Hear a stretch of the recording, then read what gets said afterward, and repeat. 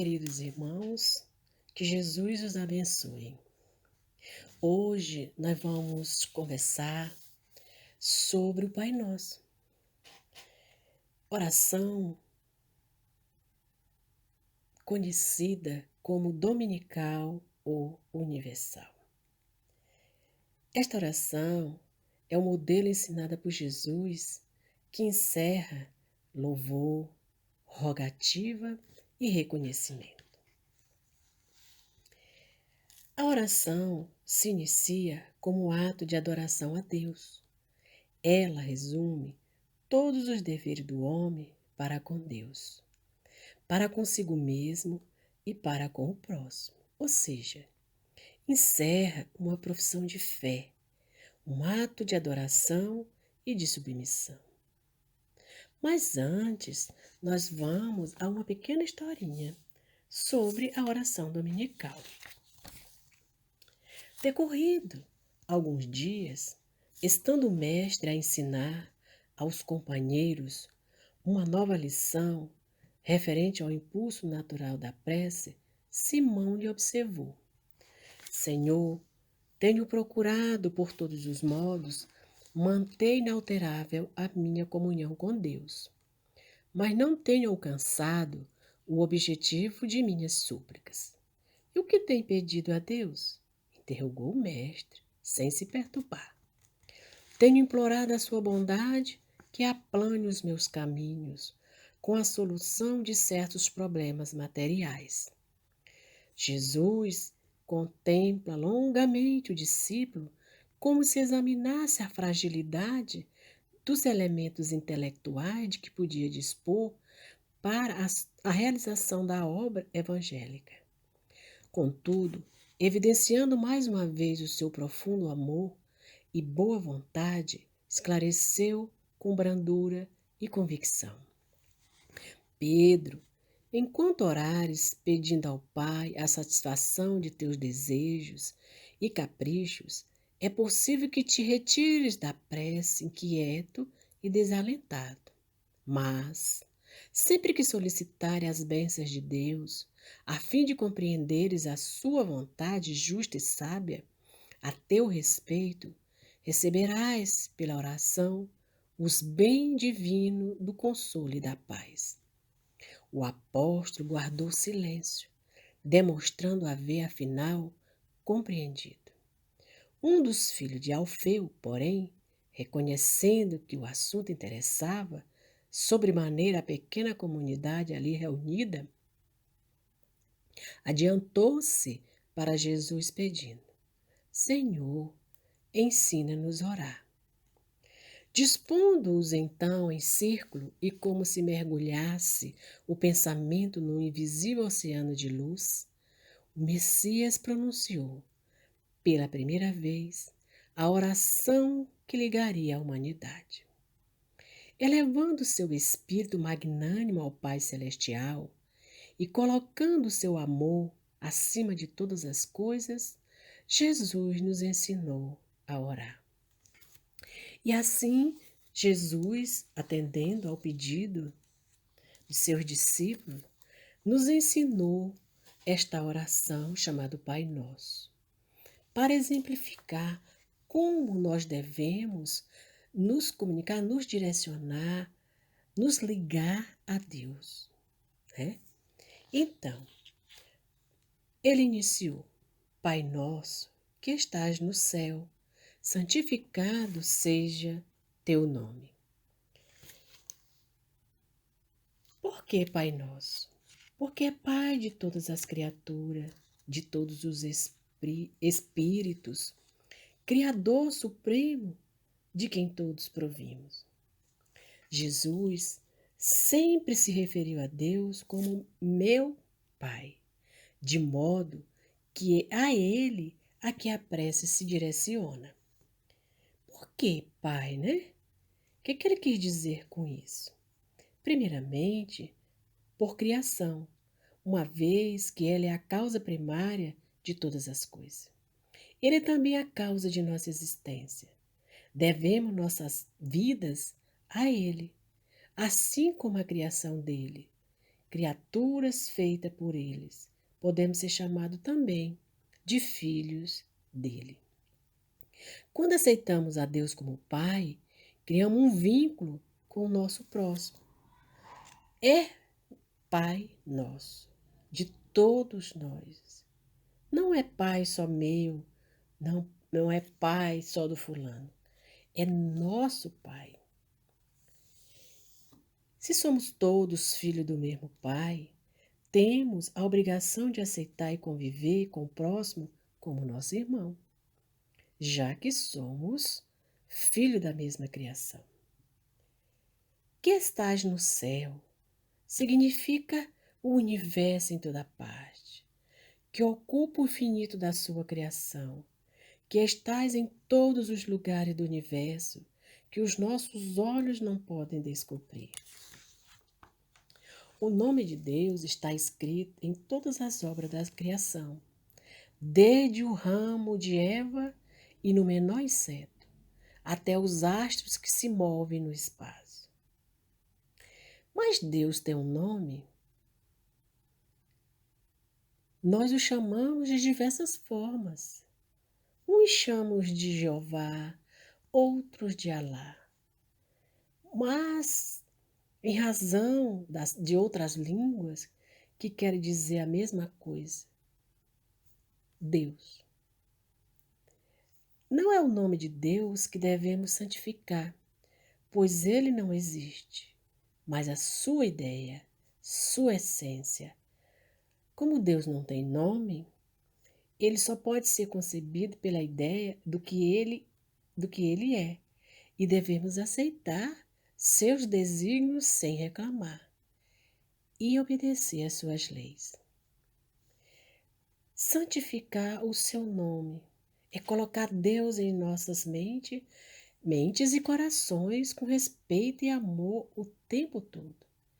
É reconhecer que seu nome, sua marca está em tudo e em todos nós, pois que tudo é obra de Deus, desde a grama que pisamos até a maior das estrelas.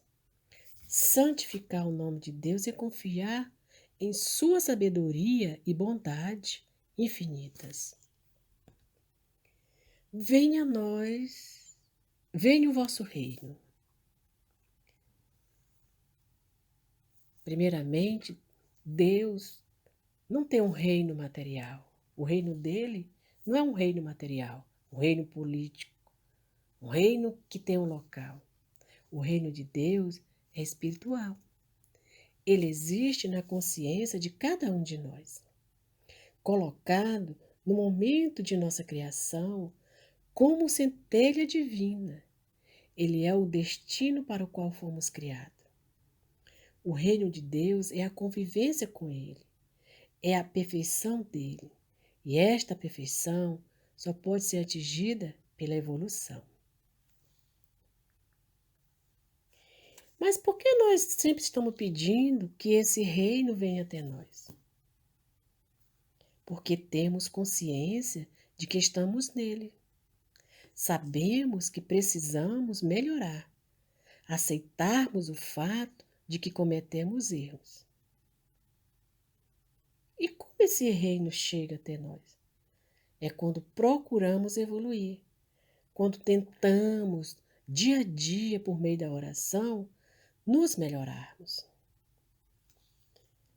E a melhor forma de evoluirmos é seguir as leis de Deus, é procurando conhecê-las, aceitá-las e aplicá-las. E Jesus já nos deu a maior delas. Já informou que a primeira lei de todas é amar a Deus sobre todas as coisas e ao próximo como a si mesmo. O próximo é aquele nosso irmão, já que todos nós somos criação de Deus. Distribuamos amor, como Deus distribui o tempo todo para nós. A vontade de Deus amorosa e justa deve cumprir-se em todas as circunstâncias, né?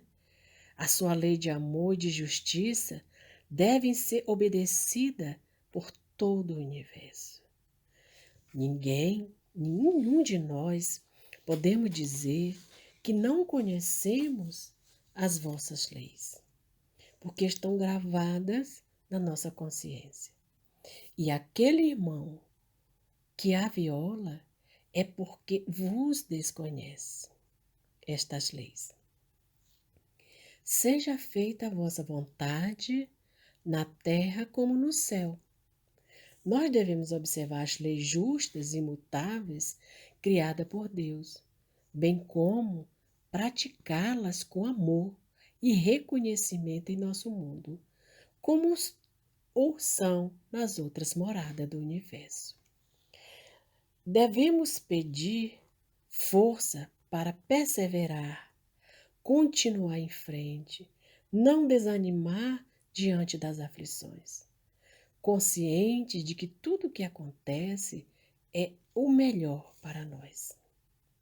Ao fazermos a vontade de Deus, nós evidenciamos nossa sinceridade perante sua vontade. Demonstramos ao nosso próximo como ele deve agir também. Sugerindo suas leis, seguimos também a lei do progresso, que nos faz evoluir, nos dando a certeza do dever cumprido. Fazer a vontade é observar as leis de Deus e submeter-se a ela sem queixumes, sem reclamar. André Luiz disse certa vez: aquele que faz o que pode é garantido o salário da paz. Como no céu. Como no céu se refere ao mundo espiritual. É o nosso eu interior, nossos sentimentos e vontade. Tudo o que fazemos deve ser com pureza de coração. Podemos errar, sim, e erraremos, pois nosso caminho para a perfeição ainda é longo e difícil, mas com boa intenção chegaremos lá. De nada vale ajudar o próximo apenas pensando no cantinho do céu que se está comprando. Jesus nos demonstrou isso na parábola da viúva. Mais vale um centavo dado de coração puro do que 1.000.000 sem esta boa intenção. A procura da perfeição é uma estrada longa, cheia de obstáculos. Não devemos desanimar. Devemos seguir em frente. Esta sim é a verdadeira mensagem de fazer a vontade de Deus. Dai-nos o pão de cada dia. Nós sabemos que o pão sempre foi o símbolo do alimento. E quando pedimos, dai-nos o pão de cada dia, mas de que pão nós estamos falando, nós estamos pedindo, né? Claro que nós estamos pedindo aqui um pedaço de pão, mas aquele alimento necessário à nossa subsistência. Porque já sabemos que os alimentos dos animais é provido por Deus. Ele sempre provê, sempre garante o sustento. Mas ao homem é necessário o trabalho. Por isso, existe a lei do trabalho, né? Porque ganhará o teu pão, assim disse Jesus, né? Para nós, ganharás o teu pão com o suor de teu rosto. Nós temos que trabalhar assim. Nós temos que nos mover para ir buscar o trabalho. Quando pedimos o pão, pedimos sim a garantia do nosso sustento. Mas nós devemos estar dispostos a receber esta ajuda. Não adianta pedir e ficar parado. Temos que buscar, nos movimentar. Temos que fazer a nossa parte.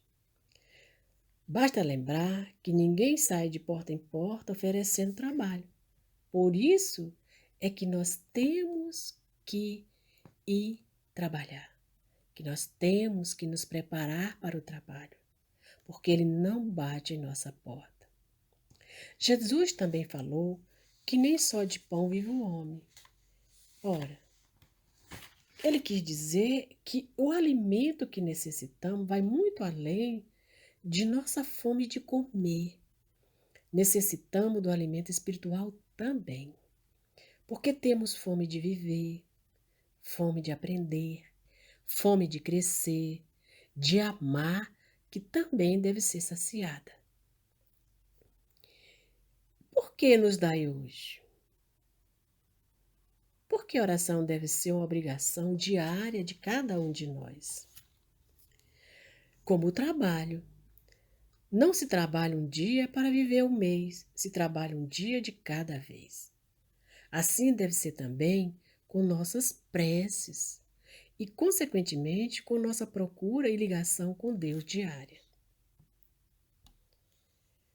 Perdoai as nossas dívidas, nossas ofensas, como perdoamos aquele que nos ofenderam. E de que dívida e de que ofensa se fala essa belíssima oração? As dívidas são as desobediências que cometemos todos os dias às suas leis. Como seres imperfeitos que somos, cometemos erros todos os dias. É impossível não cometer erro. É de nossa natureza, né? Não será para sempre. Haverá um dia que não acontecerá mais. Mas e aí? O que fazer então, né? Bom, primeiramente, devemos reconhecer os nossos erros. Não podemos esperar que perdoe uma dívida que não sabemos se existe ou não. A autoavaliação, a autocrítica devem ser constantes de nossas vidas. Elas não evitam que cometamos erro, mas nos ajudam a pensar neles. E quem sabe na próxima vez a nos lembrar do quão ruim foi tão feito aquilo antes, e talvez então diminuir até evitar estes erros. A autoanálise, né? O autoquestionar, né? Olhar para nós, nos indagar o porquê nós estamos repetindo os nossos erros de ontem. Jesus conhecia as nossas fragilidades, a nossa dificuldade de perdoar as ofensas do nosso próximo. Por isso, ele nos disse que só seríamos perdoados por Deus se perdoássemos a ofensa do nosso irmão. Toda ofensa, burla que praticarmos contra a lei de amor de Deus, seremos cobrados. Então, o perdão às ofensas deverá ser feito infinitamente. Por quê? Muitas das vezes nós ofendemos e achamos que não. Ou o outro irmão nos ofende e nós não liberamos o perdão para ele. Se nós não perdoarmos as ofensas, as pequenas alfinetadas, as grandes alfinetadas, como assim se fala, nós também não seremos perdoados. Não os deixei cair em tentação e livrai-nos de todo mal. Tentação são aqueles desejos irresistíveis que temos de fazer algo que sabemos ser errado. Por exemplo, sucumbindo à tentação da preguiça. Deus não se envolve nessa questão de nós usarmos nosso livre-arbítrio, né? Deus não intervirá nessa questão das nossas escolhas. Por isso nós temos o livre-arbítrio.